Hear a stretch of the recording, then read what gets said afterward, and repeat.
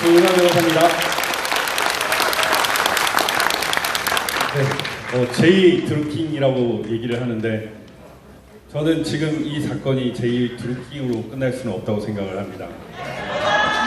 단군 이래 한반도 역사상 최악의 범죄, 차이나 게이트는 아마 그 전조였던 것 같습니다. 지금 이배인 교수가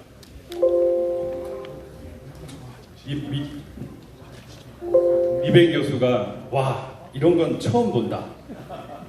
네. 가장 본능적인 반응이 바로 진실입니다.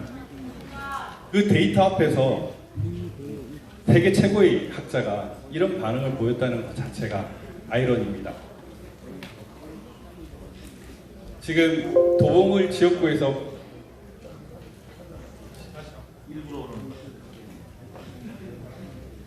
지역구에서 발견된 요즘 유행하고 있는 삼립방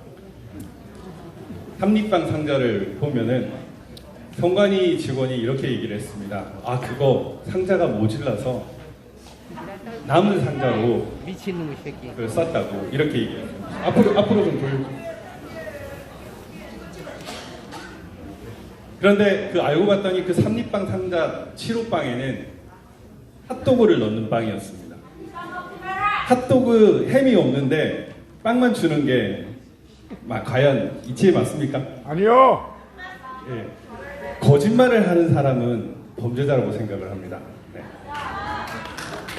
저는 이제 제 프로필인데요. 저는 이제 국세청에서 교수를 3년 동안 했고 고등학교 때 수학을 좋아했습니다. 수학의 특징이 진실, 답을 찾는 학문이라는 것입니다.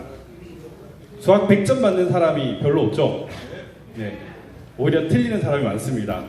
그러면은 100점 맞는 사람이 맞습니까? 틀리는 사람이 맞습니까? 100점 맞는 사람이 맞죠. 결국 많은 사람들이 그 답에 따라서 찾는 것이 수학입니다. 이 데이터는 거짓말을 하지 않는다. 숫자는 거짓말을 하지 않는다. 그것이 이제 제가 생각하는 것입니다. 이거 영상 한번 틀어주시겠어요? 이 연술의 그 개표 상황 영상입니다. 중간 부분 좀. 그리고 직원은 상당히 어려우니까 공부성으로 갖고 오는 걸 직원에서 직접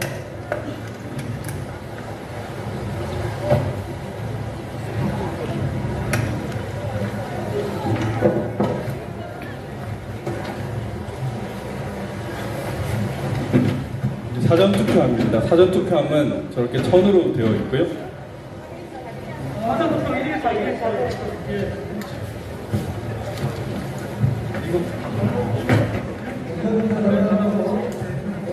저 사전투표함이 쏟아지는 장면을 한번 보십시오.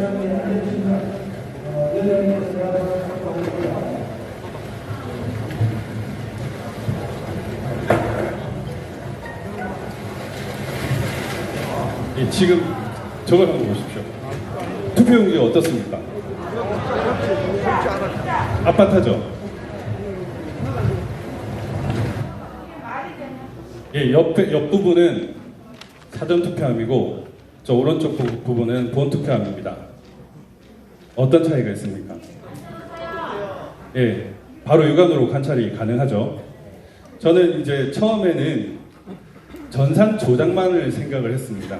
전산 조작만을 생각했지만 그 보전 집행을 들어가서 제가 연수, 도봉, 안산 이렇게 세 군데 보전 집행을 들어갔는데 성관이의 그 투표함 보전 상태가 너무 최악이었습니다. 어떤 분이 자유당 정권인가 자유당 시절인가 이렇게 말씀을 하셨는데 저는 그런 생각이 들었습니다. 자유당 시절보다 못해요. 왜냐하면 범죄 기술은 고도로 발전합니다. 그런데 보관 상태는 옛날 60년대, 50년대와 똑같아요. 그러면 어떻습니까? 오히려 자유당 시절보다 더 못하다는 겁니다. 그런데 저런 상태를 보니까 보전 상태, 이 봉인지 훼손이나 투표함이 훼손된 상태를 보니까 이 표 얹기 혹은 표 깔기 그리고 전산 조작이 같이 이루어졌구나라는 것을 알 수 있었습니다. 유독 저 사전투표함과 본투표함에서만 그런 정황들이 나타납니다. 지금 저 위에 장면이 여기 보시면은 여기 어떻습니까? 도장이 똑같죠? 도장은 안 바뀝니다. 여기 보시면 도장은 안 바뀌는데 밑에 4분 30초 한번 틀어볼게요. 4분 30초. 여기 보면 이 도장은 안 바뀝니다. 이 QR코드가 있는 거는 사전투표죠. 사전투표. 그러면 나한테 같이 근데 21대 총선 개표 참관. 4분 그냥 슬라이드 빼고 해요. 너무 길어서 4분 30초.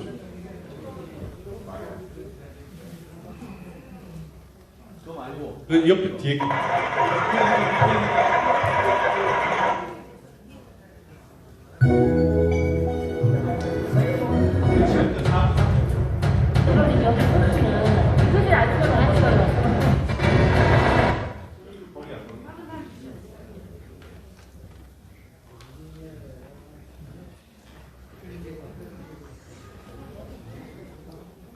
거기서 그냥 바로 틀어도 될 것 같아요. 바로 틀어도 될 것 같은데.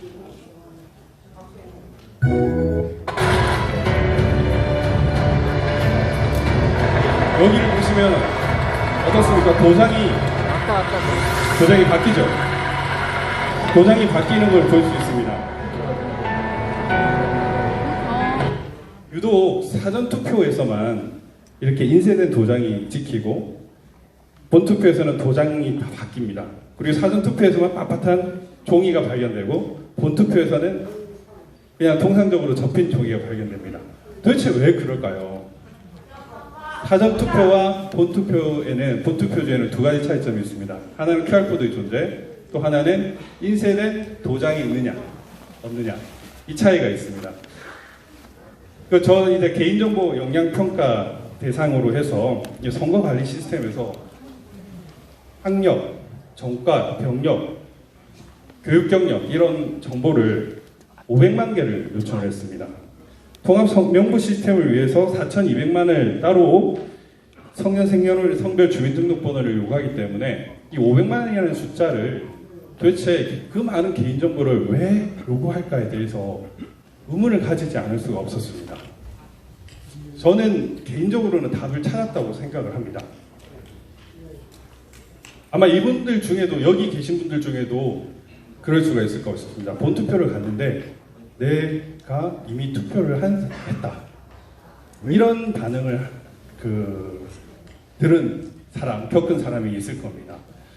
충남 천안에서도 그랬고요. 평택에서도 그랬습니다. 충남 천안에서도 결국 A씨 명의로 두 표가 행사됐고 대상자 한 표는 무효 처리가 됐어야 하지만 당사자를 찾지 못해서 개표됐다. 여러분 정말 이상하지 않습니까? 사전투표율이 너무 높아요. 26.6%. 저는 도대체 왜, 그리고 50대, 60대 이상이 상당히 많다라는 그런 점에 저는 의문을 가졌습니다. 물론 이건 확정된 사실은 아니지만 나이, 연령, 병력 이런 것, 정과 이런 의무를 요구하는 이유는 결국 이 사람이 투표장에 안 나올 것이다 라는 그런 판단이 있었기 때문에 그런 것 같습니다. 37곳에 투표자 없는 유령표가 등장을 한 이유가 바로 그것입니다. 500만 데이터를 조회를 해서 이 사람은 아마 투표장에 안 나올 거라고 생각을 하고 투표가 된 것이 아닌가. 저는 이렇게 확정적으로 말씀드릴 수는 없지만 이제 추정을 하고 있습니다. 그 이유는 제가 이제 화성시 봉단읍 사례와 관련해서 담당 사무국장님과 연락을 했는데 거기에서도 노부부가 투표를 하러 갔는데 자기가 이미 기표가 돼 있어서 이상했다. 그래서 투표를 다시 하는데 애를 먹었다라는 그런 보고가 있었습니다. 지금 아마 많은 분들이 그 주변에 이런 얘기들이 있었을 수 있습니다. 그렇지만은 의뢰에 일어날 수 있는 오류의 하나로 생각을 하고 거기에 대해서 가벼이 여기고 우리는 지나쳐버렸는데 이번 사건에서는 특이한 정보를 하나하나 모아야 된다고 저는 생각을 합니다. 네. 그래서 이제 그 일산 고양정의 김연아 의원 지역구인데 이 관내 사전 투표가 5,000명 선거인인데 투표소가 5,001명이 나올 수 있는 경우, 이런 경우가 37개 이상이 나왔던 이유가 결국 우리가 모르는 유령 투표소가 존재하기 때문입니다. 여기 보면 9개의 부재자 투표는 선거인 수가 0명인데 투표수가 9명, 이런 것들이 너무 많아요. 이 해외 부재자 투표를 통해서 유령 투표를 일으킨 것이 아닌가, 저는 그렇게 생각을 하고 있습니다. 저희가 증거 보존 집행을 하더라도 여러분, 지역구하고 비례대표하고 같이 투표를 하죠. 예, 지역구하고 비례대표 같이 투표를 하는데 지역구는 이런데 비례는 이렇게 항상 0000입니다. 왜 그럴까요? 그 지역구에서만 그 차이 나는 부분을 메꾸기 때문에 그런 것이 아닐까라고 저는 주장을 하고 있습니다.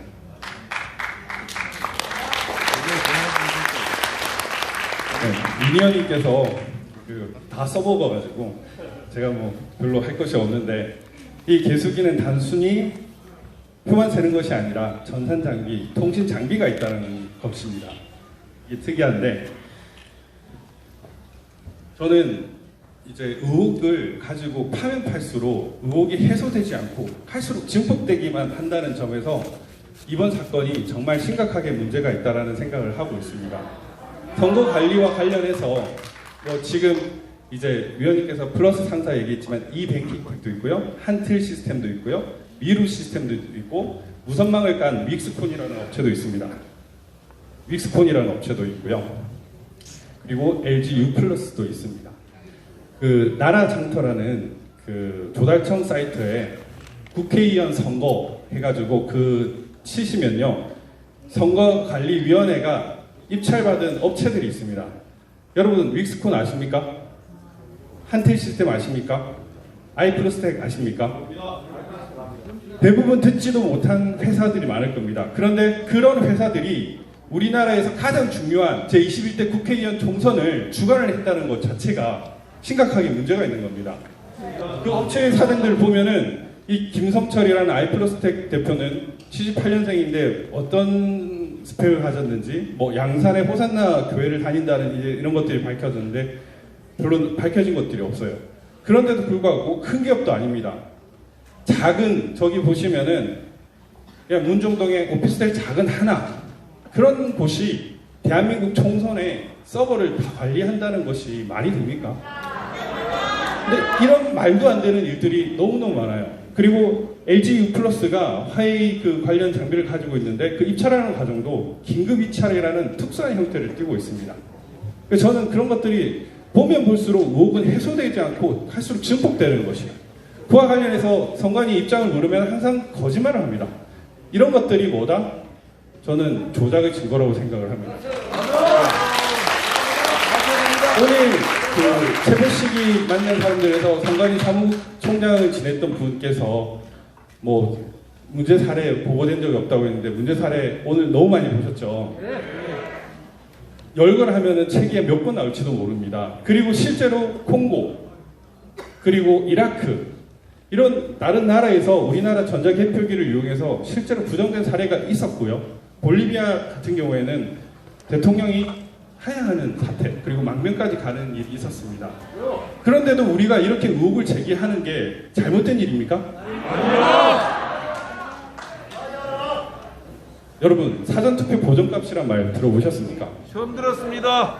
예, 이근영 그 전략기획실장이 사전투표 보정값이라고 해서 2020년 4월 16일 오전 8시 30분 페이스북에 자기가 올렸습니다. 태어나서 사전투표 보정값이라는 말을 들어본 적이 없습니다. 이 자체가, 사전투표 보정값이라는 자체가 바로 본인들의 범죄를 자백하는 겁니다. 예, 유시민이 180석 적중하고 양명철이 163석 적중한 행위, 이 사전투표 보정하는 이 조작의 그 준비 단계물을 봤기 때문이겠죠. 네. 그리고 이제 전략기획실장 바로 밑에 있던 박시영이 개표 현장에서 바로 전 출구 조사를 완벽하게 예측을 해버립니다. 네. 줄거서다 8% 이기면은 기분이 져요 라든지 사전투표 열리면 다 이길 겁니다. 관내 사전투표 열리면 다 이길 겁니다. 선거에 참여하시는 많은 분들 위원님들 계신데 막판에 내가 이길 거야 라고 생각하지 않겠습니까? 민희 의원님 12,000표 남았을 때 어떻게 생각했습니까? 그렇죠. 이게 상식입니다. 그런데 어떻게 사전투표 나오면은 다 뒤집힐 거라고 확신할 수 있을까요? 이미 세팅이 되어 있었다는 거죠. 네. 이것이 바로 증거입니다. 이제 사전과 당일의 그 표차에 대해서는 여러분들 이제 너무 잘 알고 계실 겁니다. 그렇지만은 이 정의당 신상정 그 덕양갑 같은 경우에는 똑같죠. 38, 39 차이가 없습니다. 예, 그리고 이제 말씀을 간단하게 좀 드리겠습니다. 지금 이 조작설을 부인하는 가장 큰 근거가 뭡니까? 결국 사전투표에서 좌파들이 더 많이 찍었다라는 거죠. 더 많이 갖고 더 많이 찍었기 때문에 일률적으로 10에서 12%가 더 많이 나왔다라는 건데, 실제로 여러분들이 이제 바로 표에서 확인할 수 있듯이 50대와 60대 이상에서 이분들 지지자들은 주로 누구예요? 우파 정당이에요? 좌파 정당이에요? 네, 우파 정당이죠. 이분들이 제일 많은데 사전투표에서 오히려 민주당 쪽이 더 많이 나왔다는 것은 진작하기 어렵습니다. 그런데 그분들은 이렇게 얘기합니다.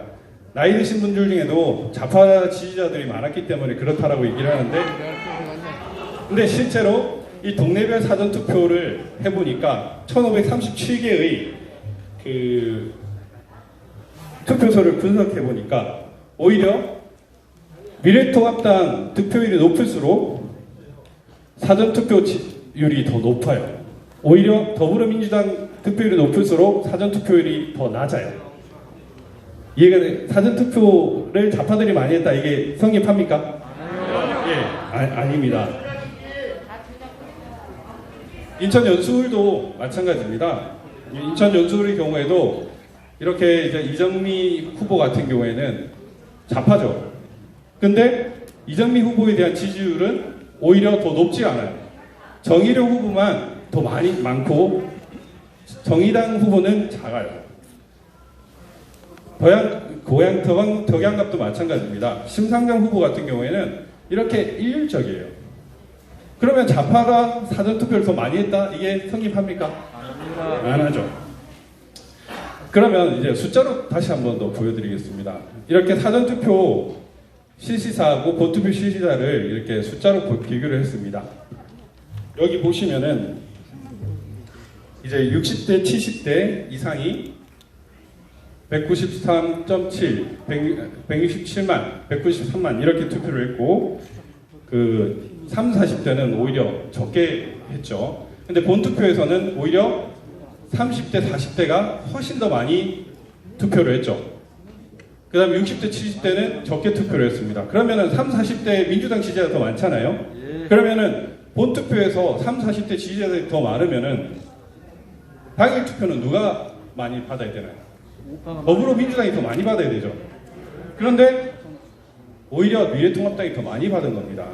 그래서 유일한 그 근거가, 이런 통계 불확실에 대해서 유일한 근거가 좌파가 더 많이 표를 찍었다라는 말 자체가 성립할 수가 없는 거예요.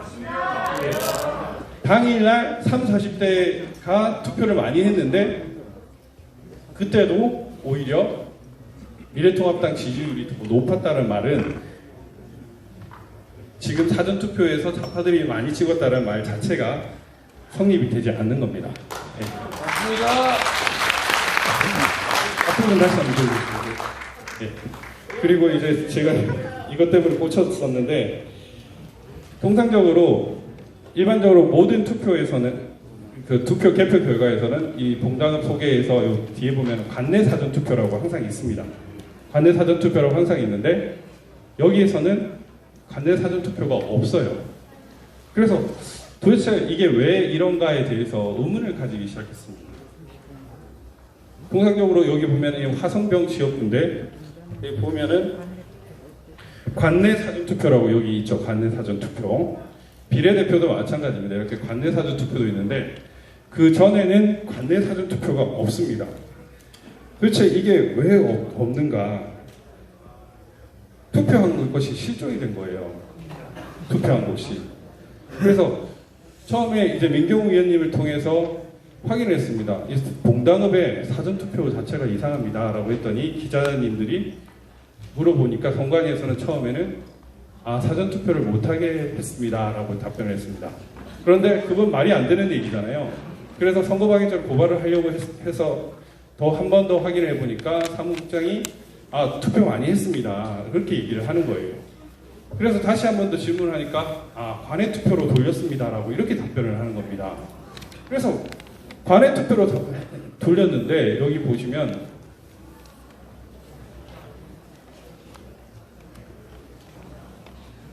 여기가 화성병입니다. 화성병이고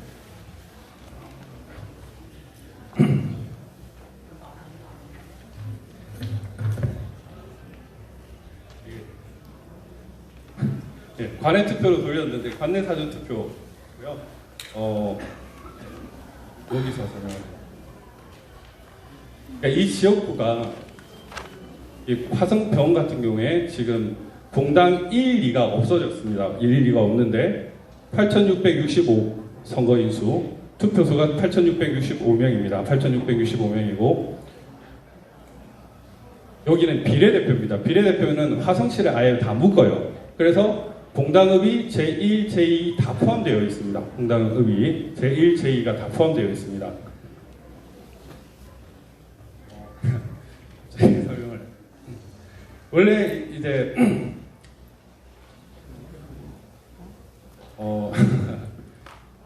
그러니까 죄송합니다 제가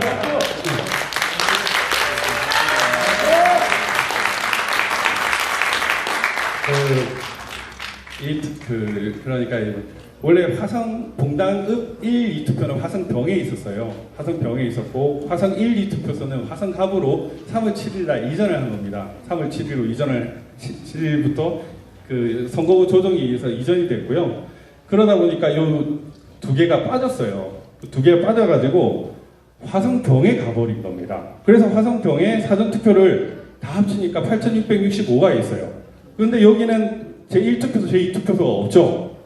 그런데 비례대표에서 1, 2, 3, 4, 5, 6, 7, 8, 9 이렇게 다 모으니까 여기도 역시 8,665인 겁니다.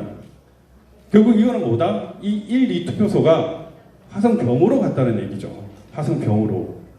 왜 이런 일이 발생을 했는가? 결국 조작은 사람이 하는 거잖아요.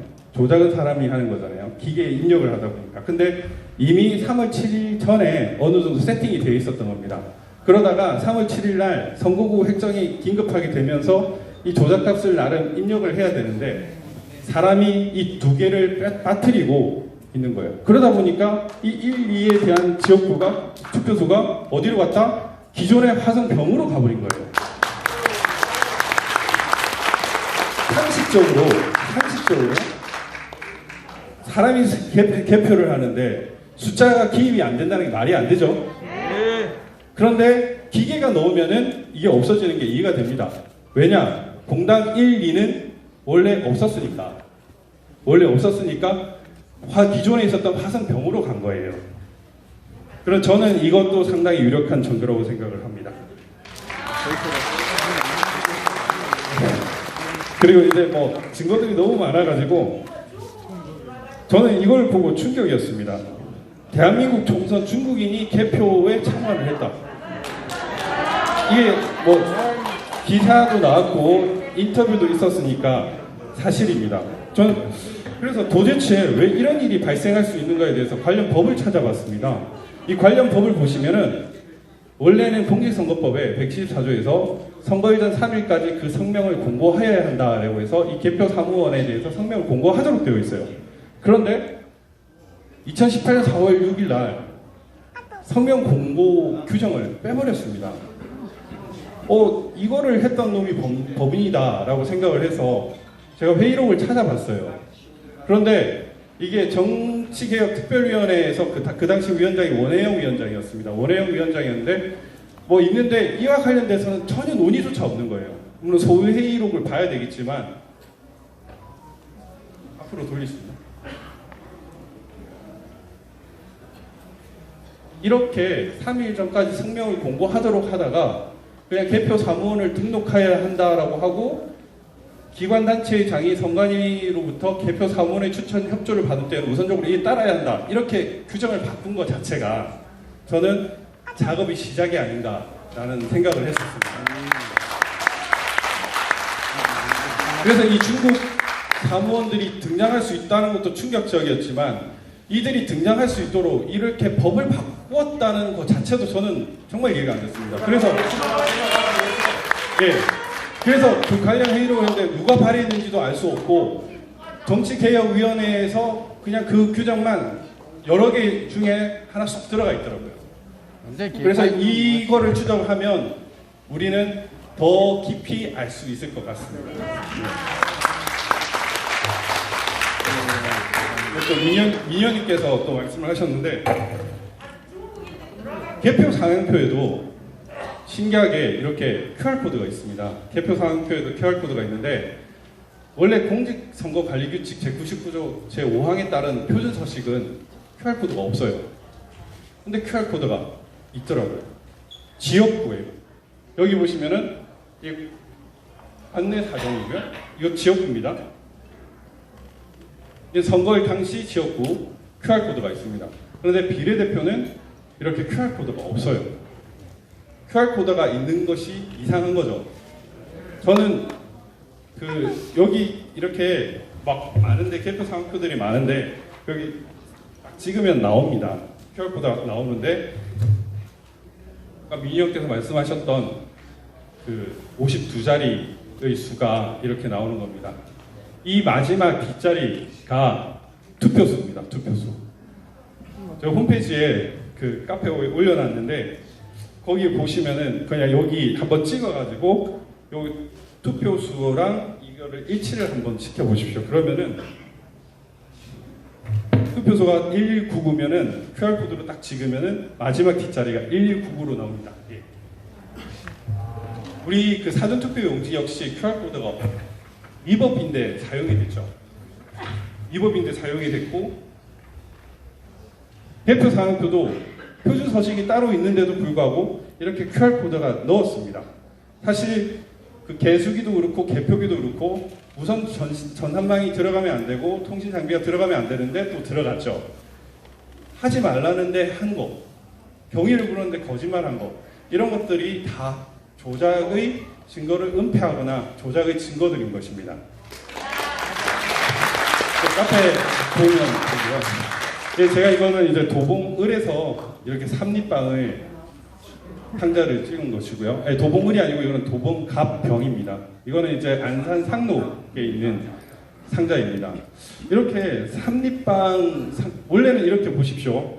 그 연수을에 우리가 봤던 그 투표 용지 함은 이런 식으로 딱 정규 상자에 이렇게 들어가 있었습니다. 그런데 도봉을이나 안산이나 이런 데는 보면 이상해요.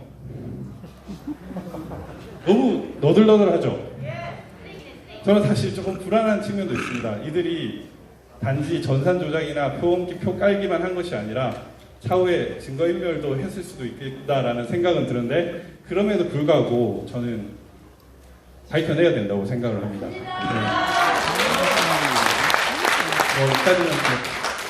여기 보시면은 이 다른 이게 개표하기 전에 투표함입니다. 개표하기 전에 투표함인데 여기랑 여기랑 좀 다르죠.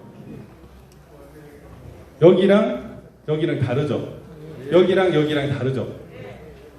즉 개표하기 전에 투표함에 손을 댔다는 겁니다. 무수히 많은 그 증거들이 많습니다. 보면은 복인지가 손괴되고 그 투표함이 훼손되고 이런 증거들이 너무 많아서 사실 뭐 선거 행정이 뭐 단순한 휴먼 에러나 이런 걸로 치부하기에는 이제 그 범위를 넘어선 것 같고요. 저는 이런 것들이 어마어마한 이 당군 일의 최악의 불법 행위를 저지르기 위한 어떤 그런 사전 작업과 그리고 그걸 은폐하기 위한 그런 증거 인멸 작업의 일환이라고 생각을 합니다. 제가 이번 사건을 진행을 하면서 진행하기 전에 참 우파 정당에 이제 믿을 만한 대표가 없고 다 없어졌구나라는 생각에 되게 아쉬웠습니다. 사실 김문수 지사님도 계셨고 이랬는데 그 이후에는 이제 없어가지고 되게 답답했는데 이제 최근에 이 사건을 하면서 새로운 리더가 탄생할 수도 있다 그랬어요. 민의를 대변하지 못하는 정당에 가슴 아파하는 우리 국민들이 있는데 또 이름도 민의예요. 민의원. 네. 그래서 진정 우리 국민들의 마음을 대변해 줄 수 있는 사람 진짜 난세의 영웅이 난다는데 그런 사람이 나타날 것인지 모르겠다라는 생각을 사실 했습니다.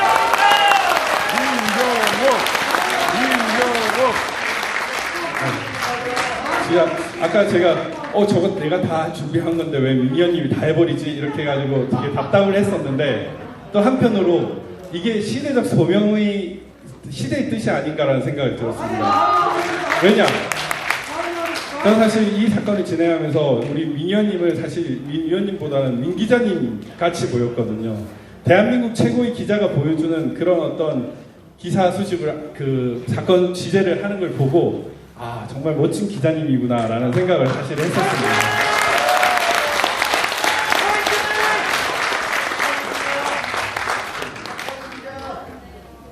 네, 그래서 국민들한테 또 기자로서도 그랬지만 국민들한테 9시 뉴스 앵커 얼마나 신뢰성이 있습니까? 저분께서 이렇게 많은 증거들을 공신력 있는 모습으로 이렇게 발언을 해주시는 걸 보면서 저는 단순히 이게 우연이 아니라 어떤 시대적 소명이다. 하나님이 존재한다면 민 의원님이 2번이나 떨어졌어요. 공천에서도. 그랬고 지금 선거에서도 떨어졌습니다. 이렇게 3번 이렇게 살아나게 할 기회를 주신 것 자체가 저는 어찌 보면 대한민국이 준 마지막 기회일 수 있다는 생각이 듭니다.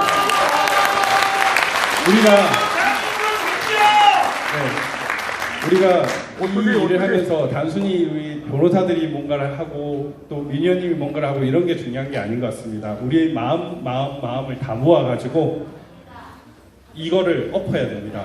대한민국에서 역사상 최악의 불법 행위를 저지른 자들에게 더 이상 정권을 주면 안 되고요.